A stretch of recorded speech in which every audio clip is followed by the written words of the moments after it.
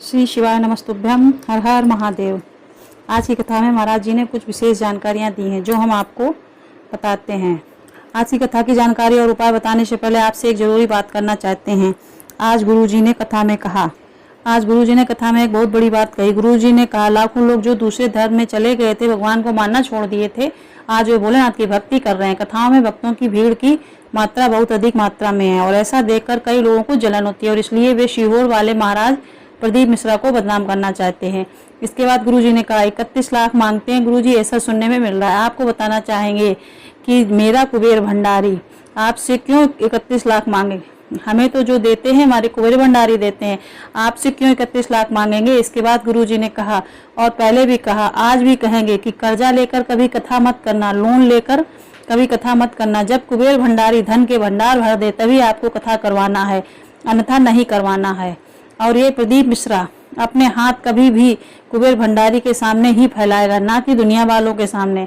इसके बाद गुरुजी ने हंसते हुए कहा, जीजियों, आपके लिए एक अच्छी खबर है। आपके भाई की कीमत बढ़ गई 31 लाख। अब जिन्हें पता नहीं है कि हम उन्हें पूरा मैटर बता देते हैं, पूरी जो कंट्रोवर्सी चल रही है वह बता देते हैं। मुझे जो सोशल मीडिया के माध्यम से जानकारी प्राप्त हुई उस अनुसार छत्तीसगढ़ में कहीं पर एक कथा होने वाली थी और उस कथा में यजमान द्वारा आवश्यक राशि जो थी वह शायद जो कि मेंटेनेंस के लिए होती है, भोजन और शिव भक्तों के लिए होती है, कि जो वह आते हैं तो उनके लिए एक जगह पर सभी चीज़ें व्यवस्थित रूप से हो सकें, उसके लिए जो राशि ली जाती है विटलेश्वर सेवा समिति द्वारा, वह राशि वह देने में असमर्थ रहे। उनके पास उतनी राशि जमा नहीं हो पाई, जिसके कारण गुरुजी ने शिव भक्तों की असुविधा ना हो इसलिए वह कथा कैंसिल कर दी। और जैसे ही कथा कैंसिल हुई, विवाद शुरू हो गया। अब मैंने एक वीडियो भी सोशल मीडिया में देखा था जिसमें गुरुजी पंडित प्रदीप मिश्रा जी की आलोचना की जा रही थी। कहा जा रहा था कि उस वीडियो में कि यजमान ने 17 लाख जमा कर लिए थे पर 31 लाख जमा नहीं कर पाए, जो कि समिति द्वारा मांगे गए थे, और 31 लाख ना दे पाने के कारण समिति ने कथा कैंसिल कर दी। अब मैं आपको बता दूं, गुरुजी पंडित प्रदीप मिश्रा जी राशि नहीं लेते हैं। अगर आप अपने घर पर भी कोई शादी या समारोह का आयोजन करते हैं, 1 या 2 दिन ही वह चलता है, जिसमें 4 से 5 लाख का खर्चा हो जाता है और उसमें सिर्फ 1000 या 1500 लोग ही आते हैं। इतने में ही आपका इतना खर्चा हो जाता है।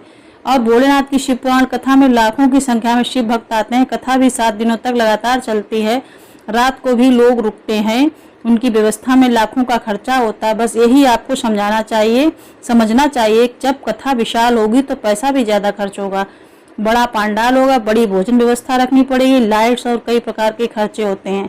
और 31 लाख जो हैं वह एक मापदंड बनाया गया होगा समिति के द्वारा, उसमें गलत क्या है? वह राशि शिव भक्तों की व्यवस्था के लिए खर्च की जाती है।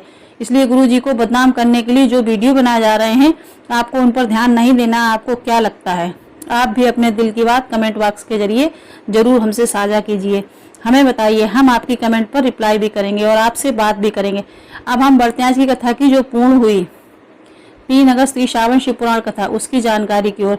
आपको बता दें, छत्तीसगढ़ राज्य के भिलाई में गुरुजी पंडित प्रदीप मिश्रा जी द्वारा 7 दिवसीय शिव पुराण कथा 30 जुलाई से 5 अगस्त 2025 तक आस्था यूट्यूब के माध्यम से दोपहर के 1 बजे से 4 बजे तक देखी जा सकती है। आज की कथा में गुरुजी के बताए सभी उपाय और उपयोगी जानकारी जो आपको मिलेंगी। साथ ही साथ आपको बता दें, कल है 4 अगस्त 2025 सावन का अंतिम सोमवार, और इस अंतिम सोमवार में गुरुजी का बताया सावन के अंतिम सोमवार के दिन एक आपको सोमवार नियम धारण करना है। सिर्फ एक बार भी अगर आप कर देते हैं तो वर्ष भर आपको उसका लाभ देखने को मिलता है।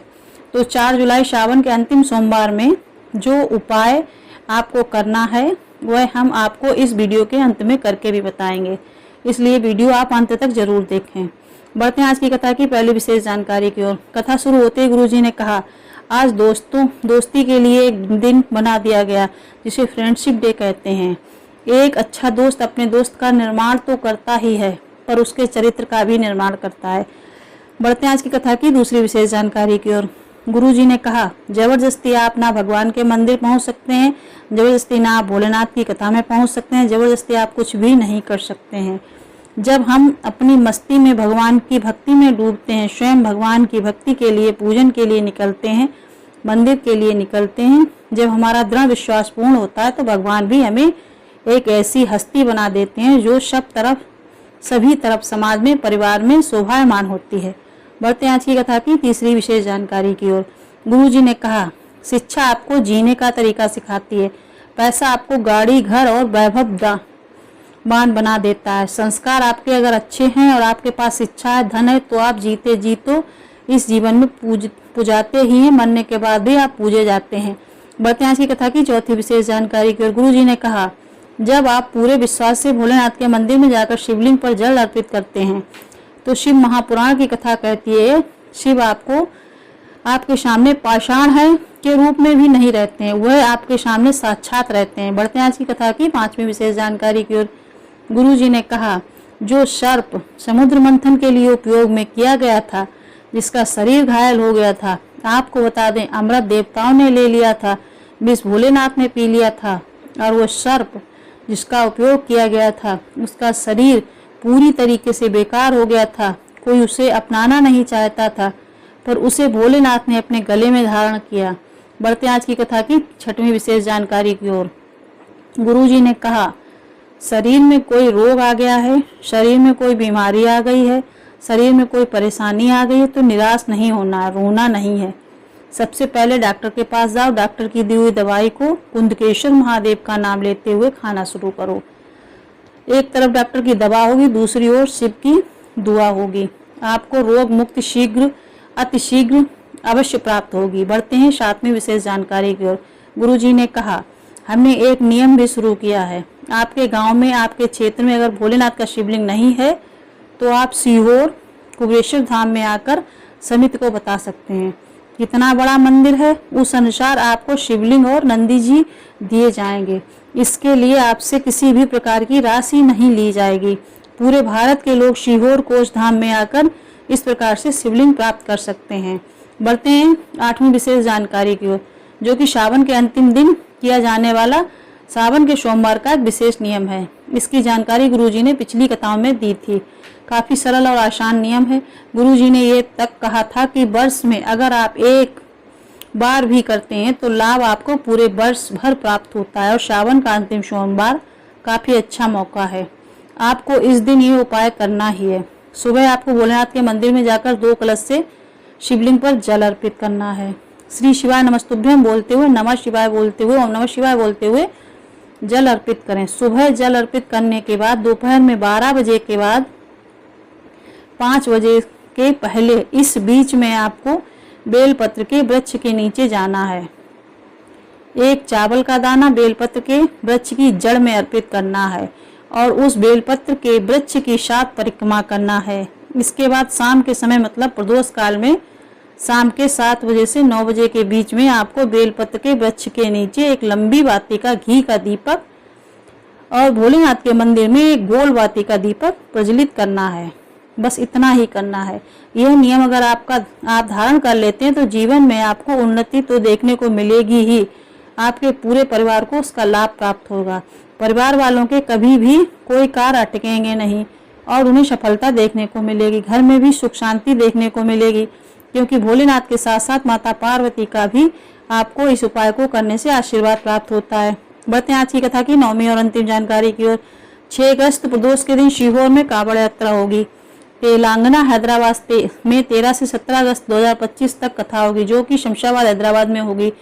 1 से 7 सितंबर श्रीमद् भागवत कथा अग्रवाल धर्मशाला में होगी।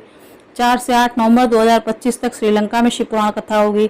आशा करती हूँ वीडियो में बताई गई जानकारी आपको समझ में आई होगी और पसंद आई होगी। अगर कोई भी कमेंट है आपके पास या कुछ पूछना चाहते हैं तो आप ज़रूर हमारे कमेंट बॉक्स में श्री शिवाय नमस्तुभ्यम या हर हर महादेव लिख के पूछ सकते हैं। कोई और जानकारी एकादशी के बारे में, प्रदोष के बारे में, या आगे हरतालिका तीज आ रही है, गणेश चतुर्थी आ रही है, हरतालिका तीज हमारी कितनी बहनें रहती हैं और पूजा करने में कितनी सफल रहती हैं, क्या उनको समस्या होती है, तो आप हमारी कमेंट बॉक्स में पूछिए। हम आपको हरतालिका तीज व्रत की पूरी पूजा, इस साल की तो अभी नहीं हुई, पिछली साल की वीडियो हमारे पास है, वो हम आपको दिखाएंगे और बहुत ही सरल विधि से बताएंगे, क्योंकि हरतालिका तीज पूजा का बहुत ही लोग वो बनाए रहते हैं। तो जिससे कि आपको समझ में आ जाए। अगर आप हरतालिका तीज व्रत रहती हैं तो कर भी सकें। श्री शिवाय नमस्तुभ्यम। हर हर महादेव।